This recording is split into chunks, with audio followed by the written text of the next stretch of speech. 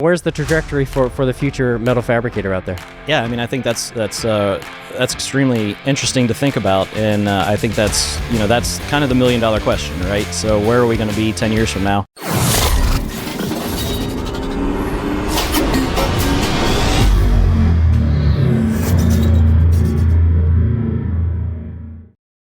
This episode of the Fabricator Podcast and Automation Talk is brought to you by Salvanini America, a provider of sheet metal fabrication equipment and software. The Automation Talk video series and ebook focus on the role of software automation in modern precision sheet metal fabrication. This season takes a deep dive into order processing, nesting, bend simulation, and IIoT for tracking equipment performance. Click the link in the description to learn more. Hi, this is Tim Heston of the Fabricator magazine, and thanks so much for joining us for this special edition of the Fabricator Podcast, sponsored by Salvanini America. And I'll let my colleagues introduce themselves. So why don't you introduce yourself? Yep. Hi, I'm Clay Case, head of engineering at Salvanini America. My name is Matt Humrick. I am CAD CAM and OPS coordinator at Salvanini America. All right. And during this podcast, we'll be discussing it is part of our special series with Salvanini called Automation Talk. And we're talking about next level fabrication with software. It's bringing fabrication up to a next level of efficiency, mainly getting that flow all the way from art to part, all the way from initial design to final shipment of that workpiece. So first, Matt, I'll start with you, but kind of bring me through the bottleneck of manual preparation of piece parts and any kind of engineering work that goes into an automated system on the floor, and what kind of bottleneck that can provide. And you can have very expensive machines sitting idle on the floor. Yeah, it's correct. So when it comes to bottlenecks in the process, there could be bottlenecks from the design of the part. There could be bottlenecks at the drawings of the part being incorrect. There could be bottlenecks from part process to nesting. So there could be bottlenecks all throughout the process. And how do you overcome those bottlenecks? What are the root causes? Some of the root causes that I see are incorrect modeling of parts. That's right. One big thing that we deal with. Another thing is information exchange, right? So sometimes we don't get all the information from the original designer of the part, so we don't know exactly what this part entails as far as material, if there's forming features, whatever it might be. There's a lot of lack of data flow. So Clay, I'll bring you into the conversation, but where should a shop start to try to get that data flow to actually, all right, we need this information. How can we build our processes to streamline that flow?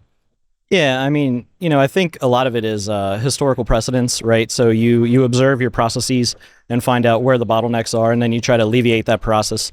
Open it up a little bit, maybe try to add some additional resources to it, or try to optimize your resources in creative ways. Optimize your resources. And also, another big constraint I see out there is kind of throwing information over the wall between design, engineering, and manufacturing. So, Clay, why don't you get into that a bit as far as what happens when those kind of over the wall challenges happen. Right. Yeah. I mean, whenever there's a challenge, short of having somebody step up and take ownership of it, right? Sometimes it's much easier to pass it off.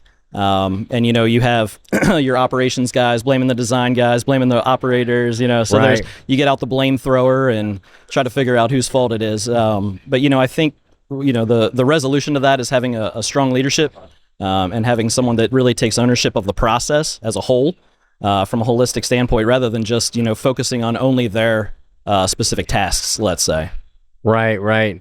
And kind of bring me through, kind of the information waste. Maybe, Matt, you can chime in here as far as the information waste that comes from throwing things over the walls, things that can get missed in the process. And then we'll talk about kind of, how software can meet this need. But I just want to get this information waste message out there. Absolutely. So there's a lot of waste when it comes to design for manufacture.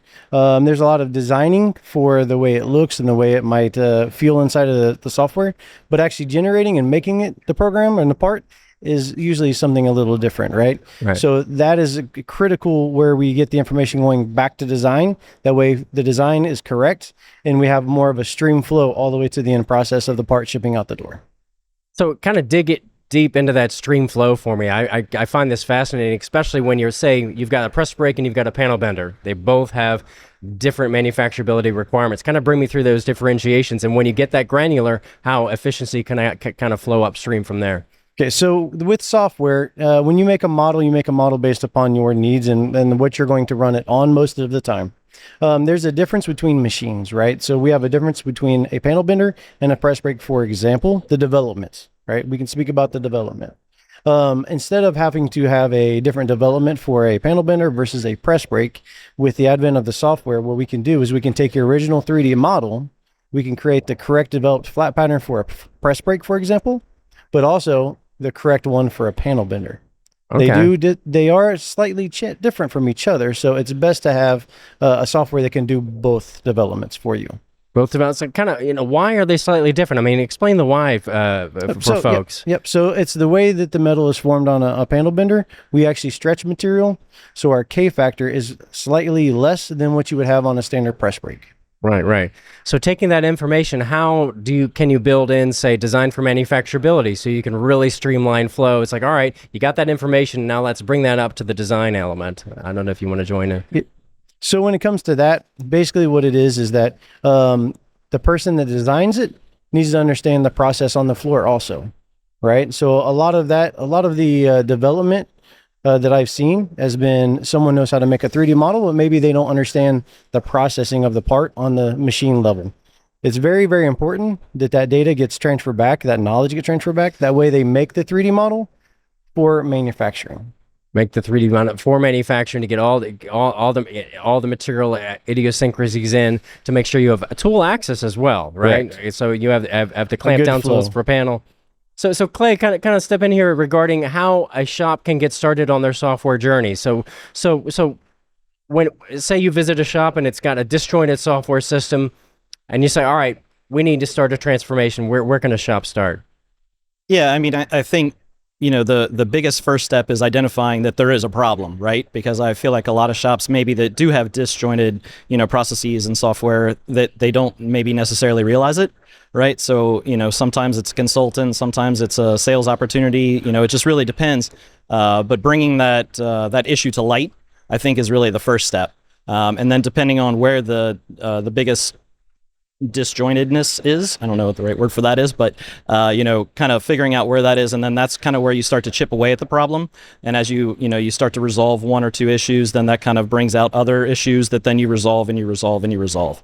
So Right. Yeah, I've been to so many shops where, in fact, I visited one shop where they actually redesigned their front office to have a literal flow down the engineering and design and manufacturing, to have everybody talking with each other. So I have that physical connection. Mm-hmm. Now, they didn't have a software platform that actually allowed for a streamed-like flow, so I wanted to kind of dovetail into that. Describe kind of the Salvanini approach to software and how it's evolved over the years. You've had OPS for years, now you have Stream, and so kind of bring me through the different levels of the platform for me.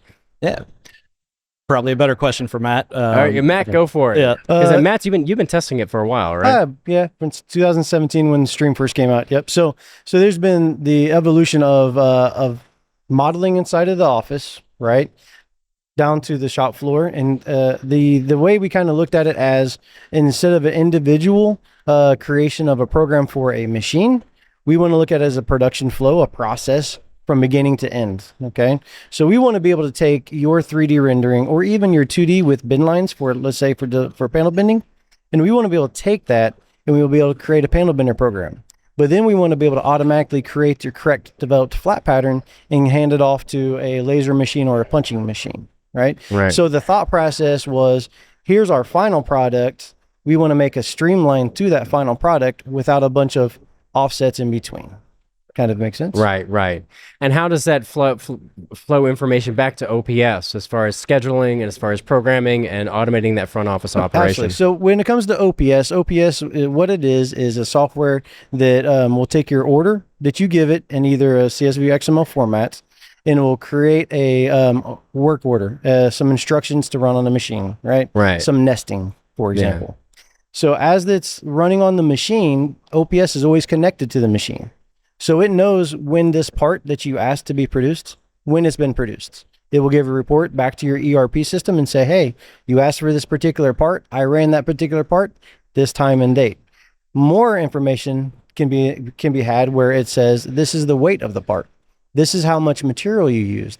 This is your scrap, right? Right. That goes all back to, of course, the ERP. Then you can kind of control your accounting and understand how much utilization I'm having, how much scrap I'm having, so I'm running my machine as efficient as possible. Right. Can it get that granular? So it's feeding back into the ERP, but can you get that granular as far as, all right, what was the reason behind the scrap? Was there a common cut that didn't work? Was there a slat position issue because you're cutting over the slats or something to that effect? Can it get that granular? OPS does not, but we have another software. We have software that will tell you there was some error and what was the error on the machine while it was producing. And that can communicate that data back. You can get some of that information, and you'll be able to see I'm having the same common errors. Let's say, for example, when I run this common part. Right.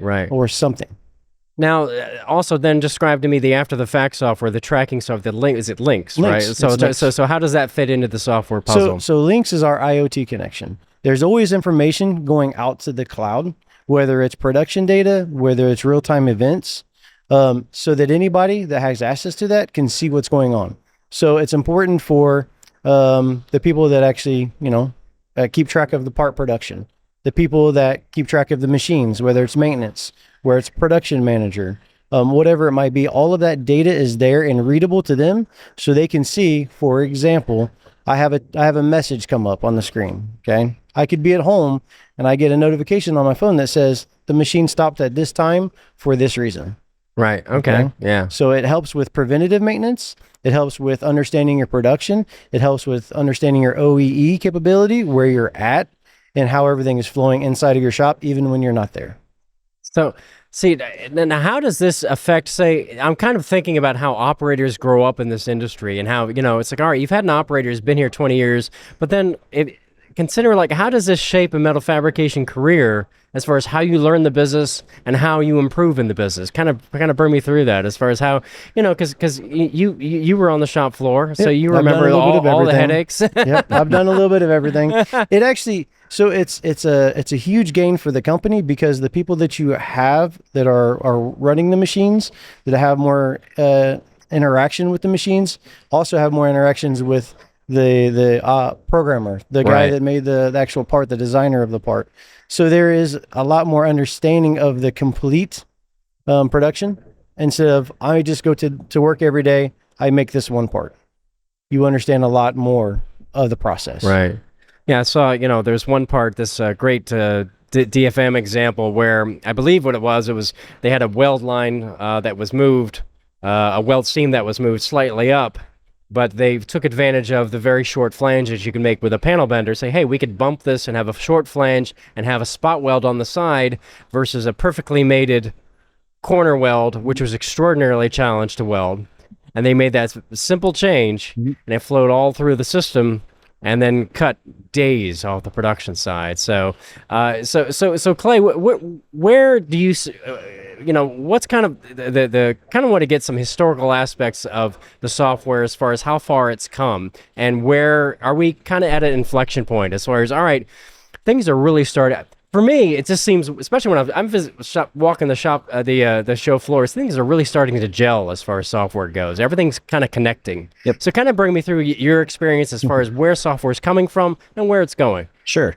Yeah, so many years ago, when I started at Salvanini, we had very different software packages than what we have now. Obviously, technology has come a long way. So much so that at one point, that it was almost faster to write the programs by hand than it was to try to chug everything through the computers, because they just didn't have the processing power that we do now. So as the processing power starts getting more and more stronger, we can start implementing new algorithms and adding more complexity to the process in order to find the most efficient outputs, right? So as we've evolved through that, 3 or 4 generations of software that I personally have witnessed, everything from our old stuff to our more modern stream, it's really just made the process a whole lot more efficient. And it's really based on just taking advantage of the computational power that we have these days. looking forward, I think we're going to pull a lot more from, AI and ML. I think we're going to start bringing in aspects of that into the software world, not just Salvanini, but just the industry in general. Yeah. As that technology becomes more readily available and more affordable for any company to implement, I think we'll see that to really start to drive a lot of things and find new efficiencies in areas that we didn't even know were an issue at this point. Right. Yeah, and I see, I see AI having an amazing impact on not only efficiencies with flow, but with DFM, where if you have, say, links. Now, does links take into consideration, all right, here it was the flow, and here was the part and job that was associated with that flow? Does it do that? Links just gives the data on what was actually ran, What was run? what was physically run. But you can technically correlate that with the jobs, like the job number and Yes, you could. and then go back to a design and Sure. say, all right, this design improved flow by this amount. You can. If for we sure. tweak this, how will this change it, or et cetera? And then you could correlate data with, say, maybe back to OPS. OPS goes back to ERP. If we switch material suppliers, is this material, better or worse than this material, et cetera? Sure. And then, or our maintenance schedule, predictive maintenance and slat maintenance. It's going through, because you have minutia with your slat. You guys have ceramic slats, I know, but also you have intelligent software to actually, not cut over the slats like everybody else. And so it's like you have all this integration. So kind of describe, Matt, describe how you learned this process initially. Kind of bring me through the history of you and Salvanini and in sheet metal fab. Like, where was this industry when you entered it? Yeah, that's kind of interesting. So before I started working at Salvanini, I was not in sheet metal. I was in the automotive industry. Okay, yeah. So when I started Salvanini, I started first in mechanical installations, Yeah. right? So I understood the mechanics of the machine. Then I moved over into the electrical aspect. So I understand the electrical connections, the communication between machines. From there, I moved into what we call our startup, where we turn the machines on, we calibrate them, we get the machines dialed in, we program, we help with programming, we train the operators of the machine, and we also train maintenance on how to fix the machine and how to read problems on the machine. From there, I moved into applications, which applications is a feasibility study of parts. So for a punching machine or for a panel bender. And then from there, I was gifted with the software. So I've seen the full aspect of the machine from the mechanics all the way up. And when I started to now, the way that we actually produce is much more streamlined, much more easier to use, much more easier to understand. Right. And it's become an integral part of the whole solution, I think, where I see if you don't, if you have silos of information. Years ago, I used to visit a lot of fab shops where, and of course, being an editor, they say, "Oh, we bought this new machine. Let's go see it." And so I would see this massive FMS, a massive, oh, isn't this wonderful? And then you go to the other area of the shop, and oh, well, oh, that's the assembly area. So the machine's forwarding to the assembly area. Well, okay. So you bought this FMS, and now you have this amazing amounts of whippings just sitting there. Are you shipping any more product? Right. And so it's kind of changed. Software's kind of broadened the aspect of, all right, are we shipping more products out the door? Can links help with that as far as downstream processes beyond the final bend, as far as that's concerned? So when it comes to links, no, but OPS, what OPS can do is it can send information to our machines, and the information can go from our machines to a secondary process, like a welding machine, right? So Right. an inline welding machine, we can send data as far as, here's the part that's coming, here's the parameters that you need to weld this part. Okay. So it's really a complete communication flow from beginning to end. When it comes to lean manufacturing, Right. you only produce what you need to ship. You don't have the room to store material. You don't have the room to store parts that are ready to be shipped. It has to be a lean production flow from beginning to end. So that's where the whole OPS thing kind of comes in, where Right. an order comes out from their ERP system and says, I need these parts within the next few hours. Right. OPS can control that and say, oh, okay, you want these within the next 4 or 5 hours. Let me make some nesting, send it to the machine for production. But you could also make OPS to where it sends it to the next available machine. So just because you send it to a machine A doesn't mean that it can't go to machine B. So if you have that balancing act where this machine gets too much production, it can automatically direct it over to a secondary machine. That way your flow is continuing and moving. And it doesn't matter the cycle time. So in other words, say it's a slower machine, or you're choosing between a press brake and a panel bender. Even though a panel bender is an extraordinarily fast machine, if your press brake has capacity, Put it where it has capacity. But then again, you have to change, change the flat layout. There are But the changes. software allows you to do that and allows that continual flow. Kind of bring me through, and maybe Clay, you can chime in here, like how you can, because whenever I see a Salvanini line, I always say, all right, are you running batch? Are you running flow? Are you running a combination? Are you running, because I've seen absolute single piece kit flow through these systems that's pretty impressive. Yep. But then I've also seen certain levels of batch, and I've always asked fabricators, like, well, how do you choose? Like, well, it's flexible. I can do various levels depending. But how does software on top of that say, hey, you can really tweak and dial this in? Kind of maybe talk through that for me. Sure, yeah. And I mean, I think it really depends on the customer, right? Yeah. Tim, the customer's going to decide, do they want to focus on kit or do they want to focus on batch? And, focusing on batch, that makes it a little easier maybe to tune programs, right? Because you're going to run the same program, 200 times every Monday, every Tuesday. And so you can really kind of analyze it heavily, physically and via the software, and really kind of start tuning some things. When you start running kits, especially if it's a dynamic kit, maybe some parametrics are involved, so you're never going to run the same nest twice. It makes it a little more challenging, but you can really pull a lot of data from the software, from links, from OPS, and really kind of start tuning the families of parts. So Right. that's where you can use some intelligence and try to design that way. And you can totally optimize that for, bring it back to OPS, which brings it back to your ERP to say, all right, this is the financial results of actually producing this. So it kind of share data throughout. Sure. Yeah. I mean, you can track the timings and throughput, scrap, and all of that stuff, and really kind of trace it back to, maybe you have a certain family that's eating a lot of scrap, something like that. But otherwise, you can focus on just tuning everything based on cycle times and throughputs. Yeah. All right. So, Matt, kind of bring me through, again, you've been in this, you've been on the front lines as far as the operation is concerned, and you've been in all aspects of the industry. When you talk to operators, you've talked to a lot of operators over the years. If they're new, and boy, do we have a lot of new operators now. I mean, my gosh, I went to a lot, kind of a press break seminar here at the show, and the moderator said, how many folks have operated a bending machine for more than 2 years? Nobody raised their hand. Yep. I mean, literally, it's like they were all, I look like an old fogey. I'm like, dear God. But so if they're fresh to the industry, where should they start learning to be the most successful, to not only know the basics, but also to know the power of software so they can take their skills to the next level? That's a very good question, right? Yeah. So it depends upon the manufacturing. If you're using a panel bender, it's much more easier for someone to understand. If you're using a press brake, it takes more knowledge, more hands-on to get to that point, right? Right. So it's really driven upon the person. If the person really, really cares and really wants to do the best they can, they could be a great press brake operator.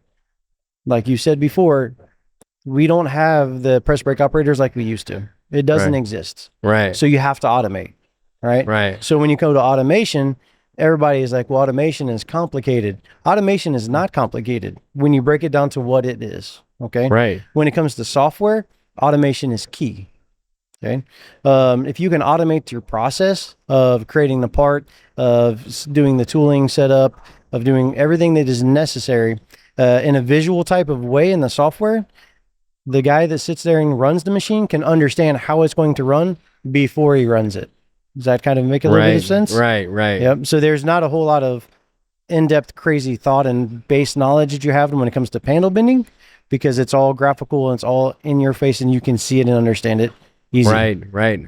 And you could also, but also the creativity behind it. How can an operator that's just starting out in the industry over time actually get into like the DFM process, say, hey, listen, I've seen this form 15 million times, and hey, you could actually move that joint up here to be so much easier. So DFM to me comes from frustration, right?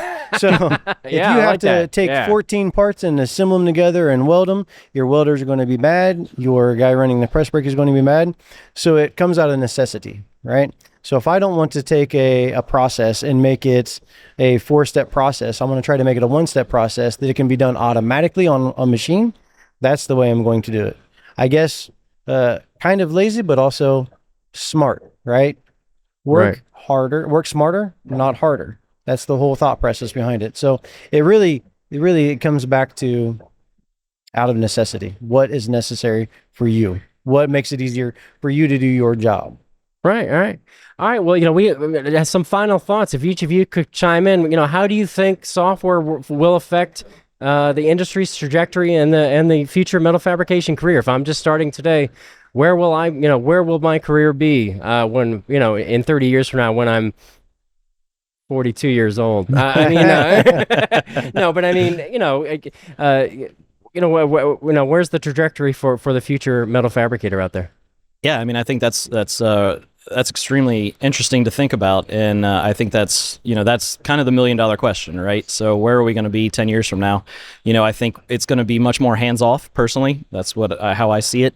I think through utilizing ML and AI, I think we're going to really drive a lot with that.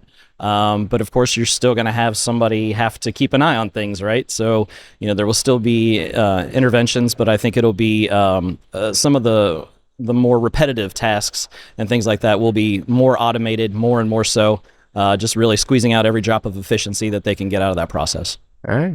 Any final thoughts? Well, I couldn't agree more with Clay. So software is from the time you wake up and look at your phone to the time you go to bed. Software is in every aspect of your life. So therefore, it's going to be continuing to grow because it makes our life easier in the manufacturing world, but also in your day-to-day life. So software is for sure going to continue to grow. How far does it grow before we get into AI? I'm not sure, but for sure, we're going to get to that point eventually. All right. Well, thank you guys so much for your time. It's been really insightful. And thank you so much for joining us for this special sponsored edition of the Fabricator Podcast. Brought to you by Salvanini America. And we'll see you next time. And be sure to click on special videos we have, a video cast we have, detailing, getting a deeper dive into what we discussed, specifically on one fabricator in Canada, one fabricator in the United States, Train Technologies, Canadian customer CMC. And they'll have both unique stories to tell. And we'll see you then. Thank you so much. The Fabricator Podcast is a production of Fabricators and Manufacturers Association, located in Elgin, Illinois. The show is hosted by Dan Davis and the staff of FMA Communications. The podcast is produced by Gareth Slager and recorded and edited with the help of Brandon Geyer. Sales support provided by Andy Flando. Additional production support by Elizabeth Gavin, Dana Weicker, Mary Diamond, Mike Owens, and me, Sarah Spring. Thank you for listening.